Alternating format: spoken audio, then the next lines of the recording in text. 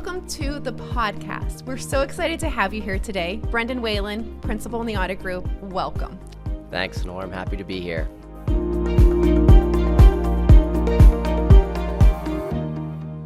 So let's get started by learning a little bit more about you. Tell us a little bit about your background. So my background, I've been with the firm for 15 years. I started with the firm in 2009, right out of college. So this has been the entirety of my career. I actually joined the firm in our Pittsburgh office. Was in the Pittsburgh office for about 4 years.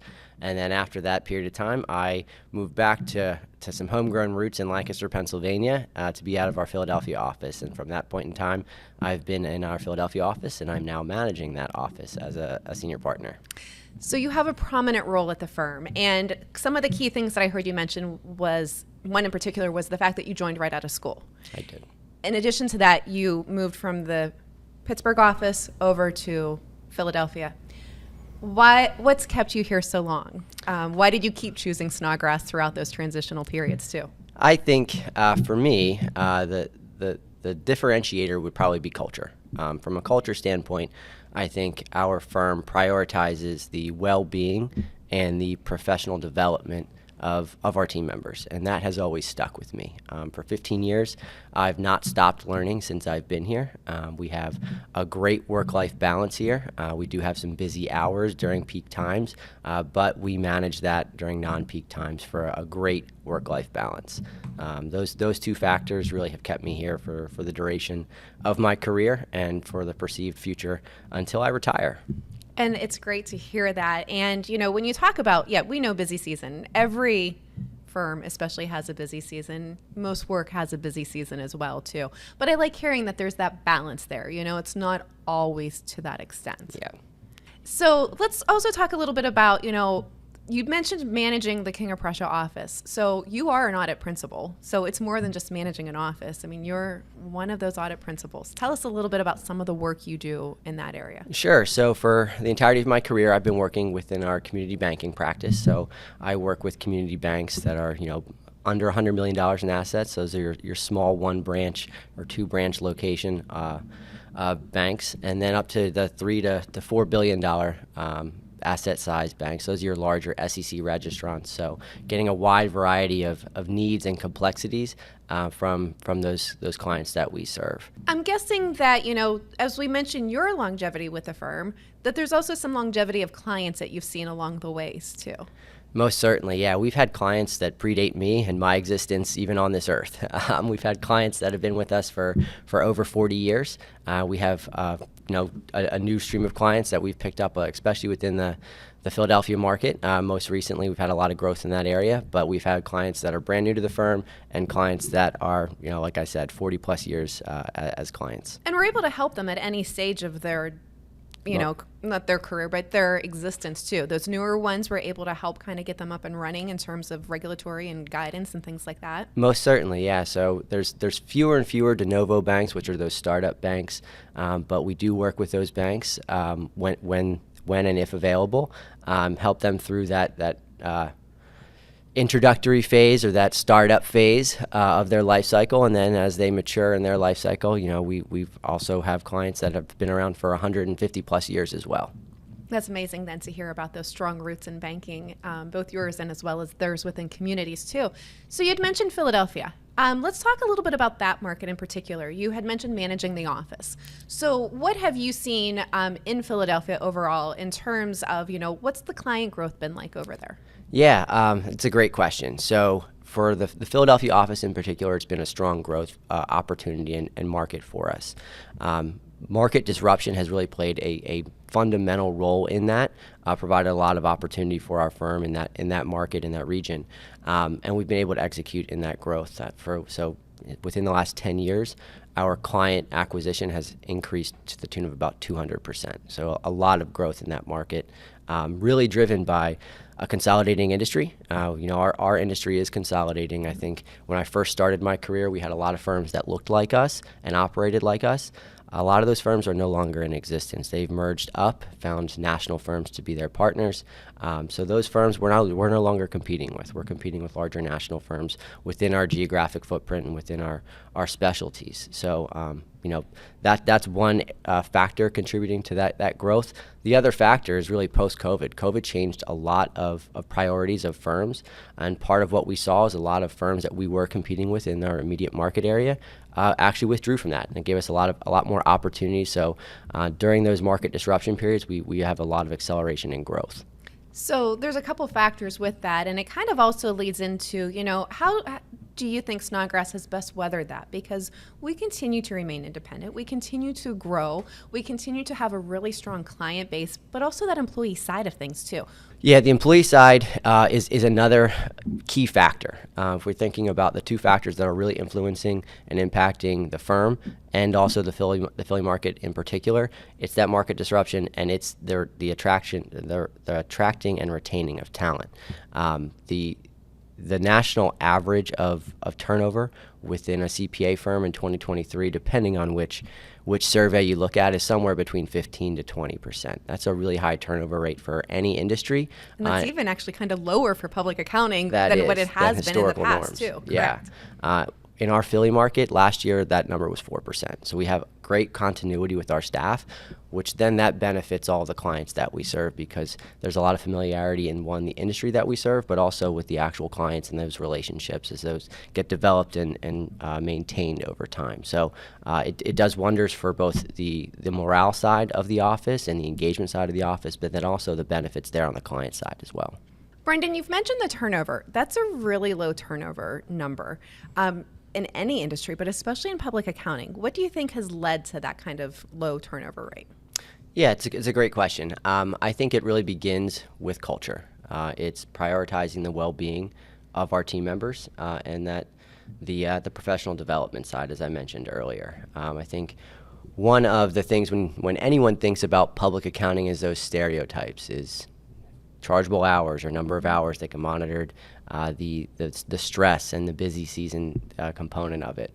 We're never going to get away from busy season. There's going to be deadlines, which you're going to incur stress. But one of the things I think that I've always appreciated is we don't have some specific barometer as number of hours that need to be billed every single week or month from a staffing perspective. They're important to manage just to make sure work is getting done. But we prioritize professional accountability. We prioritize workflow. We prioritize projects being completed timely to meet the services and the needs of all of our clients. So it's not necessarily a micromanagement on our staff as far as charging hours. So I think that's one differentiator. The other side of that, I think, that comes with the offset to those busy season hours is going to be the flexible schedules that we have. I've always appreciated the flexible schedule. I'm a dad. I've got 2 little kids at home, so I can't imagine doing this without a flexible schedule, and it's probably kept me here for the long time that I've been here. The other side of that too, and this is a benefit that I very much appreciate, is during those non-peak hours, is those half-day Fridays that we have from Memorial Day through Labor Day. I think it's a benefit that everyone really appreciates during the summer, and I think after Labor Day, that first Friday, everyone has to mourn the fact that they've got to work from noon to 5. So a couple of those types of benefits I think have really kind of kept everyone happy, and they appreciate all those benefits. Summer's officially over then, right? Summer is officially over after Labor Day. That's correct. And when we mention those, I mean, that's interesting to hear you talk about some of that for sure, not especially for, public accounting, not being as concerned about some of those numbers and meeting some of those metrics, but looking at the picture overall as a whole, which is what we do with benefits too, and making sure that we're looking at that and we're helping to take care of the employees in all of the different areas too, not just in one specific area. It's not just this or that. It's looking at the whole picture. Absolutely. You have to look at it holistically. And one of the other things too that I hear a lot when I'm talking with other employees and hearing about your growth and your development within the firm is that own, professional and personal growth and development too. There are so many opportunities for our employees to continue to grow and learn, and I'd even say outpace peers outside of the organization in terms of the opportunities that they're given. Thoughts on that? Do you agree with that? Yeah, I most certainly agree with that. I think we have somewhat of a unique approach. One of the items that I've always kind of appreciated from the day I stepped in here and kind of continue to practice as I've grown throughout my career here is accessibility. I think it's really it's really special, the fact that we have an open door policy, that from the time you walk in here, even as an intern, you have access to everybody in the firm. That access then migrates into the access that you have on the engagement team and the expectations of being able to interact with the client. We don't hold back our interns or our new staff.